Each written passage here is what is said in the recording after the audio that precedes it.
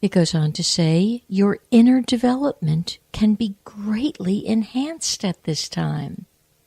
Well, interestingly, for this entire month, I have looked every day with great discipline to the whole concept of presence awareness. The fact that there is only one source. And I have to tell you, I might feel like the raggedy-ass brigade at the end of these 30 days of November, but I got it. My understanding is far deeper than it was 30 days ago. Maybe it took the good bump on the head to get me there. I don't know. It's a time when manifesting power and speaking in the open is useless.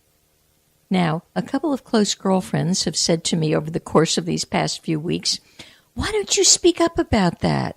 Why don't you address that? Why don't you tell this person how you're feeling and what you're thinking? And I know I'm not into conflict. The entire world seems to thrive on conflict. It's not my favorite thing, so I shy away from it. But there are times when, liking it or not, I speak up, and I speak up very clearly. But I didn't understand that, actually, for me and for every woman listening, speaking up right now is, they use the word useless. Save your breath. Breath is very valuable.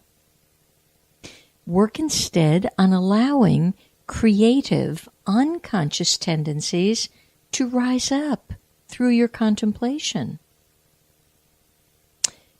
Commit yourself to what's for the common good, and trust that the contemplative power of your mind and heart will actually influence everyone. So it's actually through your silence and through your ability to be reflective and contemplative that you'll do the right work. All the results that I've been looking for all month, well, here's the final one-liner. It's almost as if it says, hey, Elaine Bartlett, the results will only be known later. This is a test of faith, not delusion. You gotta laugh because you storm the gates of heaven, you beat your fists, you pound your head. Well, I'm not doing that these days, but you pound your fists against, riling against some force. And it's kind of like, cool it. You're not going to know anything right now. Close your mouth. It's a test of faith. I want to know what the test is. I do really well if you tell me this is Algebra 101. I'd like to know that. So I didn't study Swahili instead. For the man, for you gentlemen listening, because the works of this Tiger and Dragon I Ching, one of the reasons I'm very drawn to it is she actually breaks the energy down into yin, which is the female energy, and yang, the male energy. Now, although she labels what I just read for the woman, every man who hears this has yin energy. You can't be born without it. So, okay, little delicate lady, you have 50% yang energy. That's your ability to speak up and take the initiative and be creative. The softer yin receptive energy, that's what's supposed to draw people to you and to healing. So for the yang energy, the male, that creative, take the initiative, forge forward energy, they need to be able to put their arm around their wife and give them a hug and hug their children and touch their feelings and shed a tear now and then. That doesn't take away from the macho. And when the woman stands up and declares who she is and what she needs, that doesn't take away from the yin feminine. So the man had to listen to all the feminine stuff and and be part of that. And as I read what is for the man, the woman has to listen and be part of this. So for the man, oppression is a time when willpower can be used beneficially by remaining inwardly calm, while outward circumstances are either, get this, gentlemen, they're either going to be adverse or catastrophic. And I've heard men telling me, there's been 4 deaths this week. This has happened. This is a catastrophe. So the choice is here for the energy. What a predicament.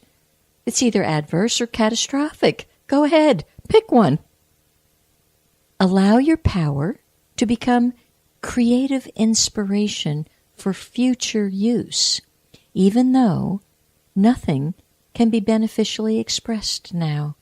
So for the gentleman, too, it's kind of cautioning you, save your breath.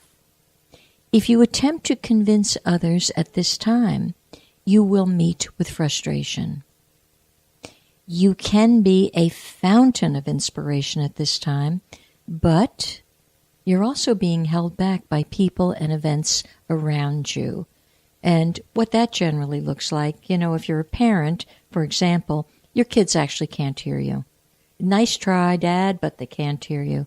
And the same for the female, the mother at this time. Nice try, Mom, your kids can't hear you. And hardly can your friends. Allow this inspiration to become an enduring vision to further the rightness for which you stand. And now I'm going to draw some of the Sagittarius energy into this.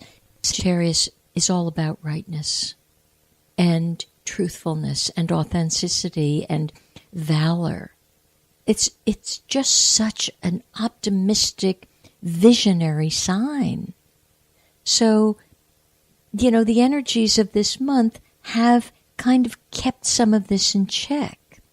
It's also saying, don't communicate the vision right now, and do not let it become polluted or weakened by what you're actually seeing out there. And the Sagittarian energy they don't really get despondent, or if they do, it's very short-lived. What they can do, though, because it's so expansive, if they can't bear seeing the outward circumstances, give me a drink, make it a double. That's where they may go with that, because they're so stymied by the whole sense of negativity that's permeating the world right now. If you know a Sagittarian that's depressed, there's something's really run amiss in their actual birth chart. Now, they could have Capricorn moon or rising or something that would deflect some of that innate optimism. But they're the poster child for it. Contemplation of the new vision that is given at this time will actually help, particularly the Sages. This is why I wish you all knew where your Sagittarian was. It will give you the reserves of energy, which can be used when times are more favorable for open exchanges. So it's coming. It's telling us it's coming. It's getting there. And 2 days from now, we step fully on into December. But the Sag energy has been in place since November 21st, although from what I can feel, at least within myself, and feeling the energies of our country, it doesn't feel to me as if too many people have actually moved full on into it. But with this new moon today, I really want to say, hey, heads up, no matter where your Sagittarian energy is, grab on to this sense of magic. That's what the Sagittarian energy is. It's almost as if they actually have a magic carpet rolled up in their infrastructure somewhere. It's a delightful thing. Interestingly, in my own natural chart, I have Sagittarius in a place that's hidden. And oddly, it's hidden, and so it's 12th hour stuff. When the chips are almost down and out is when this Sagittarian energy kicks in for me. And it's like the magic carpet is thrown on out there. So you've all got it. And it is a beautiful, beautiful thing. I will also give a little heads up here. Your kindness and your gentleness, whether you're a man or a woman, will sometimes be taken advantage of. And what you're supposed to do is maintain your composure and steadiness. And the distress and the adversity will eventually change. So there's lots of good intentions connected with this whole sense of oppression, which when the I Ching showed me this morning, that's what you're dealing with, I kind of didn't know whether to laugh or cry because it was such a mixed bag of relief and understanding. So hopefully for some of you, it brought some understanding. All right, a couple of things about this new moon. You know, new moons are the notoriously divine time to make some new wishes and intentions, and that really has to do with the 3-day window that started at 7:18 a.m. today, simply because an energy moves in threes, in case you haven't noticed, and generally things turn around in 3 days. If you're having a bad mood, it's a 3 of something. It could be 3 minutes, 3 hours, 3 days, 3 weeks, 3 months. You're on your own, but it's generally a cycle of 3. And so with this, you actually get today to consider the option of getting a journal and go forward with putting your old ideas of lack and separation down. Now, I was told this morning that was a very important thing for me to say on the air. Apparently, who's ever hearing this is they've really cuddled up to ideas of lack and separation. And to you, I say, it's time to expand your awareness of your power and your limitless possibilities. And you have the energy of Sagittarian behind you. So as you release limiting patterns of thought, it's pretty remarkable. You naturally heal. You heal you transform you, and then you actually become a healing and transformative energy center for everyone.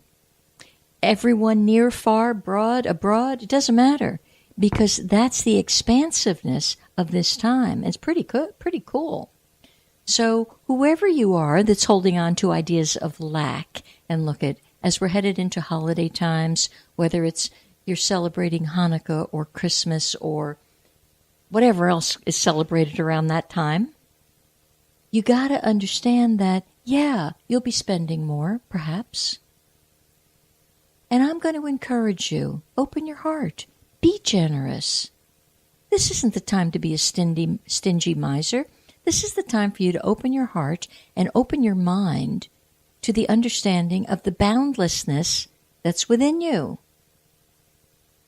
That's why you all have to buy my book when it comes out very shortly. It's coming. And it talks about the boundless, endless supply of abundance that you're carrying around.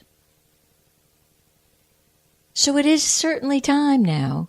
Let go, face forward, and walk on. You can't have the present the way you want it when you're carrying unpleasant memories of bygone times. It can't work. The energy fields are incongruent. It's pick one or the other. If you want to stay wallowing in your sense of lack and separation and poor health and unhappiness and sadness, have a great time. You won't be able